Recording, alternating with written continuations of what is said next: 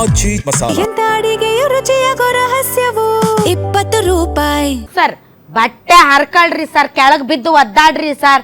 ಅಲ್ಲ ನೋಡಿ, ಕೃಷ್ಣ ಅವ್ರ ಟೈಮಲ್ಲೂ ನೋಡಿದ್ವಿ, ಬಂಗಾರಪ್ಪ ಅವ್ರ ಟೈಮಲ್ಲೂ ನೋಡಿದ್ವಿ, ಇವನ್ ಜಗದೀಶ್ ಶೆಟ್ಟರ್ ಅವರು ಯಡಿಯೂರಪ್ಪ ಅವ್ರ ಟೈಮಲ್ಲೂ ನೋಡಿದ್ವಿ. ಏನೇ ಮಾಡಿದ್ರು, ಎಷ್ಟು ಬಟ್ಟೆ ಹರ್ಕೊಂಡ್ರು, ಏನ್ ನೀರ ಬಿಟ್ಟಿವಿ ಸರ್. ಸುಮ್ಮನೆ ನಾವು ಹೋರಾಡೋದು, ಪಾದಯಾತ್ರೆ ಮಾಡೋದು, ಕೊನೆಗೆ ಸುಪ್ರೀಂ ಕೋರ್ಟ್ ಗಾಪ್ ಚುಪ್ ಬಿಡ್ರಿ ಅಂದ್ರೆ ಬಿಟ್ಟಿವಿ ಸರ್. ಅದೇ ನಡೀತಾ ಬಂದಿರೋದು. ಏನು ಮಾಡಿದ್ರು ಇವು ಯಾಕೇನೋ ನಮ್ಮ ಪರವಾಗಿ ಯಾಕೆ ಬರಲ್ವೋ ಏನೋ ನನಗೆ ಗೊತ್ತಿಲ್ಲ. ಆಂಜನೇಯ ರೆಡ್ಡಿ ಸರ್, ನನ್ನ ಧ್ವನಿ ತಮಗೆ ಕೇಳಿಸ್ತಾ ಇದ್ರೆ ಸರ್, ಈಗ ಸರ್ CWRC ಸಮಿತಿ ಪ್ರತಿ ಬಾರಿ ಸರ್ ಈಗ ಉಪಗ್ರಹ ದತ್ತಾಂಶ, ಸ್ಯಾಟಲೈಟ್ ಇಮೇಜಸ್ಸು ಮತ್ತು ಕಾಗದದ ವರದಿಗಳನ್ನು ನೋಡಿ ತಮಿಳ್ನಾಡಿಗೆ ನೀರು ಬಿಡಕ್ಕೆ ಹೇಳುತ್ತೆ ಸರ್. ಆದರೆ ಕರ್ನಾಟಕಕ್ಕೆ ಬಂದು ಕರ್ನಾಟಕದ ಜಲಾಶಯಗಳನ್ನು ಕಣ್ಣಾರೆ ಕಂಡು ಅದರ ವಾಸ್ತವ ಸ್ಥಿತಿಯನ್ನು ಅರಿಯೋದಕ್ಕೆ ಯಾಕೆ ಸರ್ ಗ್ರೌಂಡ್ ರಿಯಾಲಿಟಿ ಇನ್ಸ್ಪೆಕ್ಷನ್ ಮಾಡಲ್ಲ? ಯಾಕೆ ಮಾಡಲ್ಲ ಅವರು ಬರೀ ಸರ್ ಬರೀ ಕಾಗದದಲ್ಲೇ ಎಲ್ಲ ಮಾಡೋದಿತ್ತಂದರೆ ಸರ್, ಇದೇನು ಜಲಾಶಯಗಳಲ್ಲಿ ಎಷ್ಟು ನೀರಿದೆ ಏನಿದೆ ಅಂತ ಯಾಕೆ ನೋಡಲ್ಲ ಸರ್ ಅವರು? ಮೇಡಮ್, ಈಗ ಬಹಳ ಒಳ್ಳೆಯ ಒಂದು ಕ್ಯಾಪ್ಷನ್ ಕೊಟ್ಟಿದ್ದೀರಿ ಈ ಕಾರ್ಯಕ್ರಮಕ್ಕೆ. ಕಾವೇರಿ ಕಾಲಿ ನಮ್ಮ ಇದು ಏನು ಎಡವಿದ್ದಲ್ಲಿ ಎನ್ನುವಂತ ಮಾತನ್ನ ಹೇಳಿದಿರಿ.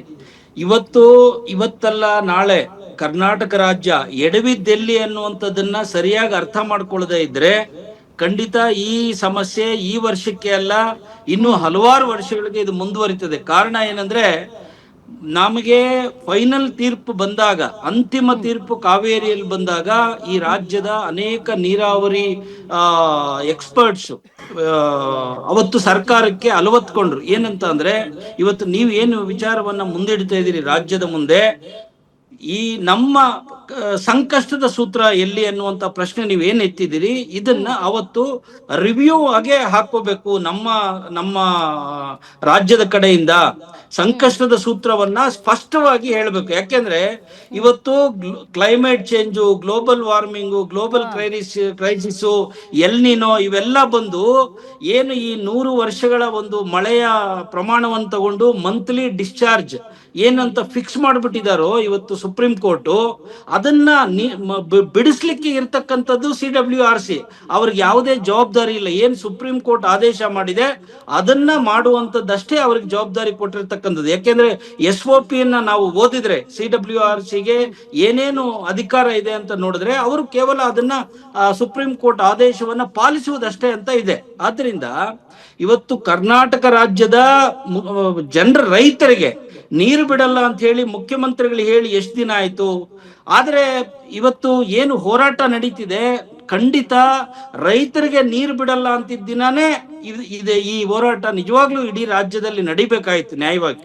ಇವತ್ತು ಕೇವಲ ಬೆಂಗಳೂರಿಗೆ ಕುಡಿಯುವ ನೀರಿನ ಸಮಸ್ಯೆ ಆಗ್ತದೆ ಅನ್ನುವಂತ ಒಂದೇ ಒಂದು ದೃಷ್ಟಿಯಿಂದ ಇವತ್ತು ಇಡೀ ರಾಜ್ಯ ಬೆಂಗಳೂರಿನ ಉಳಿಸ್ಲಿಕ್ಕೆ ಇವತ್ತು ಕನ್ನಡ ಪರ ಸಂಘಟನೆಗಳು, ರೈತ ಪರ ಸಂಘಟನೆಗಳೆಲ್ಲ ಬೀದಿಗೆ ಇಳಿದಿರ್ತಕ್ಕಂಥದ್ದು ನಿಜವಾಗ್ಲೂ ಸ್ವಾಗತಾರ್ಹ.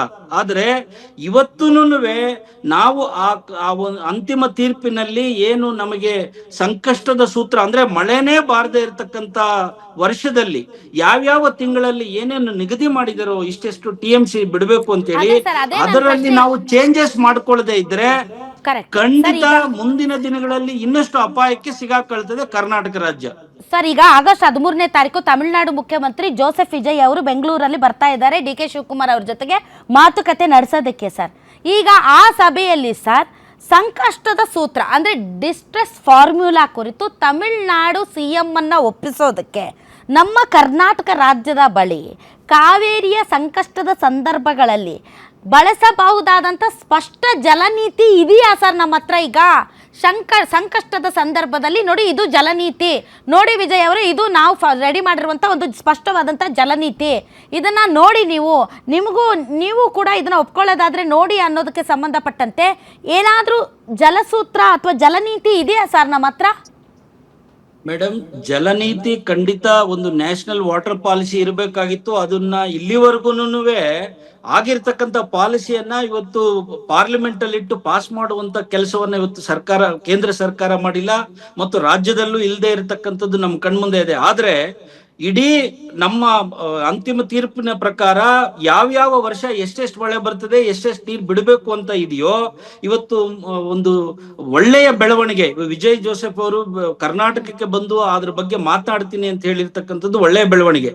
ಆ ಸಂದರ್ಭದಲ್ಲಿ ಎರಡು ವಿಚಾರವನ್ನ ನಮ್ಮ ಮುಖ್ಯಮಂತ್ರಿಗಳು ಅವ್ರ ಮುಂದೆ ಇಡಬೇಕು ಅನ್ನುವಂಥದ್ದು ಇವತ್ತು ಹಲವಾರು ಹೋರಾಟಗಾರರ ಮತ್ತು ಎಕ್ಸ್ಪರ್ಟ್ಸ್ ಅಭಿಪ್ರಾಯ. ಒಂದು, ಏನು ನಮ್ಮ ಮೇಕೆದಾಟುಗೆ ಏನು ಖ್ಯಾತೆ ತೆಗೆದಿದೆ ಅದನ್ನ ದಯಮಾಡಿ ಹಿಂಪಡೀರಿ.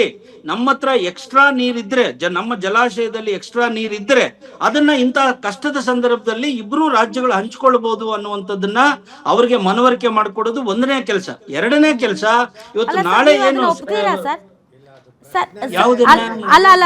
ಅಲ್ಲ ಸರ್, ನೀವು ಅದು ಒಪ್ಪುತ್ತೀರಾ ಸರ್? ಯಾಕೆ ಅಂತಂದ್ರೆ ಇದು ಮೇಕೆದಾಟು ನಿರ್ಮಾಣ ಏನಿದೆ ಅಲ್ಲ ಸರ್, ಅದು ಈ ಡಿಸ್ಟ್ರೆಸ್ ಫಾರ್ಮ್ಯುಲಾಗೆ ಒಂದು ಉತ್ತರ, ಅಥವಾ ಈ ಫಾರ್ಮ್ಯುಲಾಗೆ ಇದೇ ಒಂದು ಸ್ಪಷ್ಟವಾದಂತಹ ಪರಿಹಾರ ಅನ್ನೋದು ನೀವು ಒಪ್ತೀರಾ ಸರ್? ಖಂಡಿತ ಅದೊಂದೇ ಪರಿಹಾರ ಆಗ್ಲಿಕ್ಕೆ ಸಾಧ್ಯ ಆಗೋದಿಲ್ಲ. ಈಗ ಮಳೆನೇ ಬರದೇ ಇರತ್ತಂತ ಸಂದರ್ಭದಲ್ಲಿ ನಮ್ಮ ಜಲಾಶಯಕ್ಕೆ ನೀರೇ ಹರಿದು ಬರದೇ ಇದ್ರೆ, ಈ ಕಡೆ ಕಾವೇರಿನ ಇದು ನಮ್ಮ KRS ತುಂಬದೇ ಇದ್ದಾಗ ನಾವು ಇನ್ನೊಂದು ಮೇಕೆದಾಟಲ್ಲ 10 ಮೇಕೆದಾಟು ಕಟ್ಟಿದ್ರು ಏನು ಉಪಯೋಗ ಆಗತ್ತೆ? ಹಾಗಾಗಿ ಡಿಸ್ಟ್ರೆಸ್ ಇರ್ತಕ್ಕಂಥ, ಅಂದ್ರೆ ಇವತ್ತು ನೋಡಿ ಡೇಟಾ ಎಷ್ಟು ಮುಂದುವರೆದಿದೆ ಅಂದ್ರೆ, ಇಡೀ ರಾಜ್ಯದಲ್ಲಿ ಎಲ್ಲಿ ಯಾವ್ಯಾವ ಜಲಾಶಯದ ಜಲಾನಯನ ಪ್ರದೇಶದಲ್ಲಿ ಎಷ್ಟು ಮಳೆ ಆಗಿದೆ, ಎಷ್ಟು ಮಳೆ ಆದ್ರೆ ಎಷ್ಟು ನೀರು ಹರಿದು ಬರುತ್ತೆ, ಇದೆಲ್ಲವನ್ನೂ ಕೇಂದ್ರ ಸರ್ಕಾರದ ಮುಂದೆ, ರಾಜ್ಯದ ಸರ್ಕಾರದ ಮುಂದೆ ಅತ್ಯಂತ ಅಡ್ವಾನ್ಸ್ಡ್ ಟೆಕ್ನಾಲಜಿ ಎಲ್ಲ ಇದೆ. ಇವತ್ತು ನಮ್ಮ ಜಲಾಶಯಕ್ಕೆ ನೀರು ಹರಿದು ಬರದೇ ಇರತಕ್ಕಂತ ಸಂದರ್ಭದಲ್ಲಿ ಆ ಡೇಟಾವನ್ನು ಇಟ್ಕೊಂಡು ನಾಳೆ ಏನು ಮಾನಿಟರಿಂಗ್ ಕಮಿಟಿ ಮುಂದೆ ನಾಳೆ ಸಭೆ ಇದೆ, ಅಲ್ಲಿ ನಮ್ಮ ಎಕ್ಸ್ಪರ್ಟ್ಸು ಮತ್ತು ಸರ್ಕಾರದ ಮತ್ತು ವಕೀಲರು ಇವರೆಲ್ಲರೂ ಸಮರ್ಥವಾಗಿ ವಾದವನ್ನ ಮಂಡಿಸಿ ಅವ್ರೇನಾದ್ರೂ ಒಪ್ಪದೇ ಇದ್ರೆ ಖಂಡಿತ ಇದನ್ನ ರಿವ್ಯೂ ಹೋಗ್ತೀವಿ. ಯಾಕೆಂದ್ರೆ ನೋಡಿ, ಎಲ್ನಿನೋ ಅನ್ನುವಂಥದ್ದು ಇವತ್ತು ಇಡೀ ದೇಶವನ್ನ, ಇಡೀ ಪ್ರಪಂಚವನ್ನ ಬುಡಮೇಲ್ ಮಾಡ್ತಾ ಇದೆ. ಇಂಥ ಸಂದರ್ಭದಲ್ಲಿ ಯಾವುದೋ ಕಾಲದ ಡೇಟಾ ಇಟ್ಕೊಂಡು ನೀವು ನೀರು ಬಿಟ್ಬಿಡಿ ಅಂತ ಹೇಳಿದ್ರೆ, ಇವತ್ತು ನಮ್ಮ ರಾಜ್ಯದ ನೀರಿನ ಕೊರತೆ ಇರ್ತಕ್ಕಂಥ ಸಂದರ್ಭದಲ್ಲಿ ನಮ್ಮ ರೈತರೆಲ್ಲ ತ್ಯಾಗ ಮಾಡಿರ್ತಕ್ಕಂಥದ್ದು, ಇವತ್ತು KRS ಭಾಗದಲ್ಲಿ ರೈತರ ಬೆಳೆಗಳು ಇವತ್ತು ಏನಾಗ್ತವೆ ಗೊತ್ತಿಲ್ಲ. ಎಷ್ಟು ರೈತರು ಪಾಪ ಅವರ ಭತ್ತದ ಇದಕ್ಕೇನೆ ಹಾರ್ತಾರೋ ಗೊತ್ತಿಲ್ಲ ಬೆಂಕಿ ಹಚ್ಕೊಂಡು. ಆದ್ರೂನುವೆ ಬೆಂಗಳೂರಿನ ನೀರಿನ ಕೊರತೆ ಆಗಬಾರದು ಅನ್ನುವಂತ ನಿಟ್ಟಿನಲ್ಲಿ ಏನು ಮುಖ್ಯಮಂತ್ರಿಗಳು ದೃಢವಾದ ನಿರ್ಧಾರ ತಗೊಂಡಿದ್ದಾರೆ, ಇದು ರೈತರ ಪರವಾಗಿನೂ ತಗೋಬೇಕಾಗಿತ್ತು ಅವರು, ಆದ್ರೆ ತಗೊಂಡಿಲ್ಲ. ಆದ್ರೆ ಇಂಥ ಸಂದರ್ಭದಲ್ಲಿ ನಾಳಿನ ಸಭೆಯಲ್ಲಿ ನಾವು ಮಂಡಿಸುವಂತ ಅಂಕಿಅಂಶಗಳು, ಇವತ್ತು ಡೇಟಾ ಮಾತಾಡ್ಬೇಕು ಮೇಡಮ್. ಭಾವನಾತ್ಮಕವಾಗಿ ಎಮೋಷನಲ್ ಭಾಷಣಗಳಿಂದ ಯಾವುದೂ ಆಗೋದಿಲ್ಲ. Data should speak.